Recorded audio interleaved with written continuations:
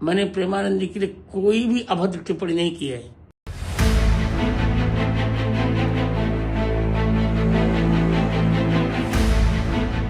आध्यात्म और आस्था की दुनिया में इन दिनों बयानों का बवंडर उठा है।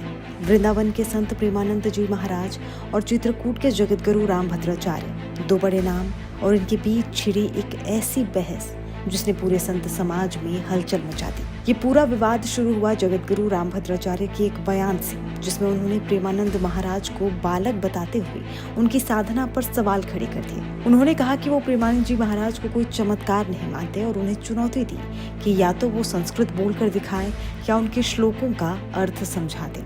रामभद्राचार्य के इस बयान के बाद मानो संत समाज में भूचाल आ गया। कई संतों ने इस पर अपनी नाराजगी जाहिर की और इसे दो सम्मानित संतों के बीच दरार पैदा करने की कोशिश बताया। मामले को तूल पकड़ता देख अब रामभद्राचार्य की सफाई सामने आई है। रही बात प्रेमानंद की, मैंने प्रेमानंद जी के लिए कोई भी अभद्र टिप्पणी नहीं की है। वे मुझे मेरी दृष्टि में एक बालक पुत्रवत है। मेरी अवस्था भी बड़ी है। एक आचार्य होने के नाते मैं सबको कहता हूं कि संस्कृत का अध्ययन करना चाहिए। आज जो सामान्य लोग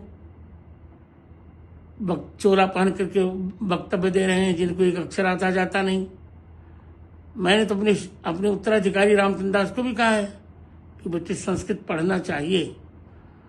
और मैं सबको कह रहा हूं, प्रत्येक हिंदू को संस्कृत पढ़ना चाहिए। कहता ही नहीं, आज भी मैं स्वयं पढ़ता हूं, 18 घंटे पढ़ता हूं और पढ़ता रहूंगा। यावत जीव मधीते विप्रह, इसमें प्रेमानंद के लिए कोई मैंने ऐसी टिप्पणी नहीं की है। हाँ, चमत्कार को मैं नमस्कार नहीं करता, ये सत्य है। ये तो मैंने अपने शिष्य धीरेन्द्र शास्त्री को भी कहा, बेटा पढ़ो लिखो, सब लोग पढ़ो, क्योंकि भारत के दो प्रतिष्ठाएं हैं, संस्कृत और संस्कृति। भारतस्य प्रतिष्ठे द्वे संस्कृतम संस्कृतस्तथा। भारतीय संस्कृति को जानने के लिए संस्कृत का पढ़ना नितांत आवश्यक है। मैं किसी के लिए कुछ भी नहीं कह रहा हूं। सभी संत मेरे लिए स्नेहभाजन हैं और स्नेहभाजन रहेंगे। विधर्मी शक्तियां सनातन धर्म को निर्बल बनाने के लिए तोड़ मरोड़ कर पेश करती हैं, संतों में भीड़ डालती हैं।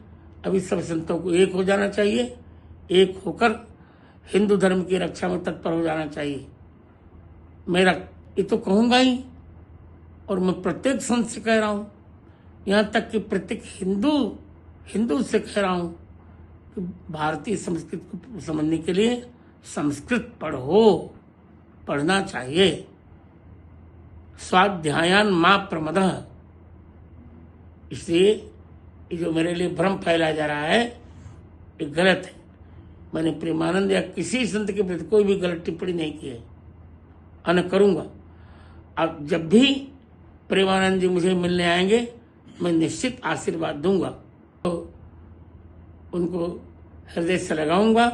उनके स्वास्थ्य के लिए भगवान श्री रामचंद्र जी से मैं प्रार्थना भी करता हूं और निरंतर उनके दीर्घायु की कामना करता रहूंगा। इसके बाद मामले को शांत करने के लिए खुद रामभद्राचार्य के उत्तराधिकारी आचार्य रामचंद्र दास भी सामने आए। उन्होंने साफ किया कि गुरुदेव के मन में प्रेमानंद जी के लिए किसी भी तरह की ईर्ष्या का कोई प्रश्न ही नहीं उठता। उन्होंने बताया कि गुरुदेव प्रेमानंद जी को एक नाम जापक संत के रूप में सम्मान देते हैं और मानते हैं कि भगवान का नाम जपने वाला हर व्यक्ति आदर का पात्र है। बालक कहने पर सफाई देते हुए उन्होंने कहा कि गुरुदेव ने अपनी अवस्था और धार्मिक व्यवस्था दोनों ही दृष्टि से प्रेमानंद जी को पुत्र के समान माना है। इस पूरी बहस का ठीकरा मीडिया पर फोड़ते हुए उन्होंने आरोप लगाया कि चैनलों ने अपनी टीआरपी के लिए संतों की बातों को तोड़ मरोड़ कर पेश किया। उन्होंने एक मार्मिक सवाल भी उठाया कि अगर घर के बुजुर्ग कभी कटु वचन बोल भी दें तो क्या बच्चों को भी कटुता से जवाब देना चाहिए। हालांकि ये भी सच है कि प्रेमानंद जी महाराज खुद भी पिछले कुछ दिनों से अपने बयानों को लेकर सुर्खियों में हैं। विराट कोहली जैसी हस्तियों के उनके दरबार में पहुंचने से चर्चा में आए प्रेमानंद जी महाराज ने लड़कियों के चरित्र और पहनावे पर कुछ ऐसी टिप्पणियां भी की हैं जिन पर काफी बहस भी हुई।